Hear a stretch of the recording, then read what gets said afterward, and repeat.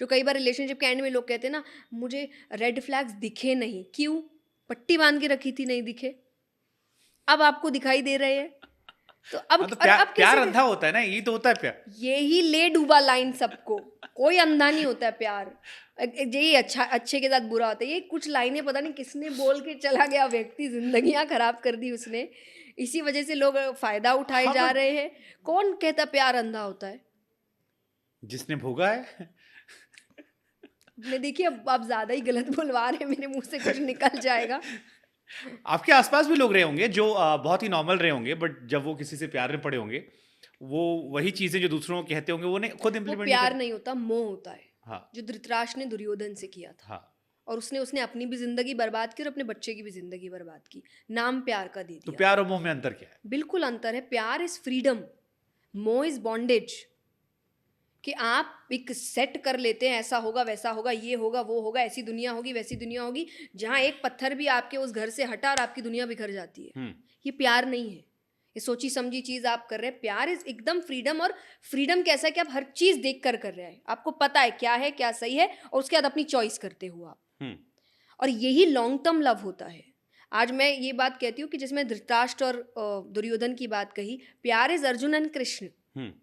जब गलत था तब टोका, जब सही था तब साथ दिया। धृतराष्ट्र ने हर चीज में साथ दिया। एंड में किसका क्या हुआ आपको पता ही है। तो जो हम कहते हैं ना कि प्यार अंधा होता है, वो क्या अंधा कि हम अंधे, हम हर चीज में हाँ हाँ हाँ प्यार है, वो प्यार नहीं है, वो मोह है। और वो दोनों को लेके डूबेगा। तो इधर एक जन की आंख पहले खुल जाए, और नहीं तो फिर अगर दोनों ही आंख खोल कर प्यार करे तो आई थिंक वो रिश्ता ज्यादा बेटर होगा। सुपर, ये भी अच्छा था। बट रिलेशनशिप क्या वाकई में इतना इंपॉर्टेंस है, या आपको लगता है कि आसपास देखकर, जैसे एक एज आती है आप जब 18 साल तक आप खुश रहते हो, 16-17, अब शायद और कम हो गया मुझे पता नहीं, प्यार के बट आप पहले अपने सब खुश आसपास ही को रहते हैं। देखकर लोग इन्फ्लुएंस आते हैं, देन एवरीबॉडी फील लाइक कि मेरी लाइफ में प्यार नहीं है, वो बहुत बड़ा इशू बन जाता है। देखिए, मैं आंसर करूंगी इस पर भगवान से प्यार करिए। क्योंकि बट सांसारिक इसका भी तो एक प्रेम और कॉन्सेप्ट है कि साठ भगवत। साठ के बाद लोग पूजा पाठ करते हैं। वापस आज आप मुझसे ऐसे एकदम फैक्चुअल स्टेटमेंट्स दिलवा रहे हैं ना, जो एकदम दिल में चुभेंगे लोगों के। अच्छा है ना? बट सच है। आपने क्या कहा, 60 साल के बाद भगवान से प्यार करिए। अब इंसान यही हाथ पैर कांप रहा यही है, देकर आए हाँ हाँ, बुजुर्गों से। हाथ पैर कांप रहे हैं, एकदम कांपती हुई आवाज है, कुछ करने की हालत नहीं है। और भगवान से कह रहे हैं अब भगवान को बुलाएंगे। ऊपर वो बैठ के बोल रहे अब हम बुलाएंगे।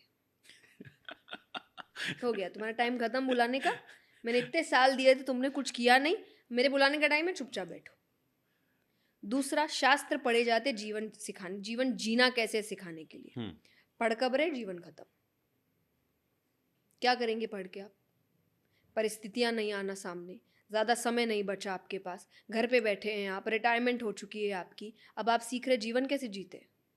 जब जीवन था अब आपने सीखा नहीं, एक से एक गलत काम किए आपने, और अब आप सोच रहे हैं कि वो कुछ दिनों में कुछ सालों में आप सारे पाप धो लेंगे, कि गंगा जी में जाए डुबकी लगाए, गंगा जी सब पाप धो देगी।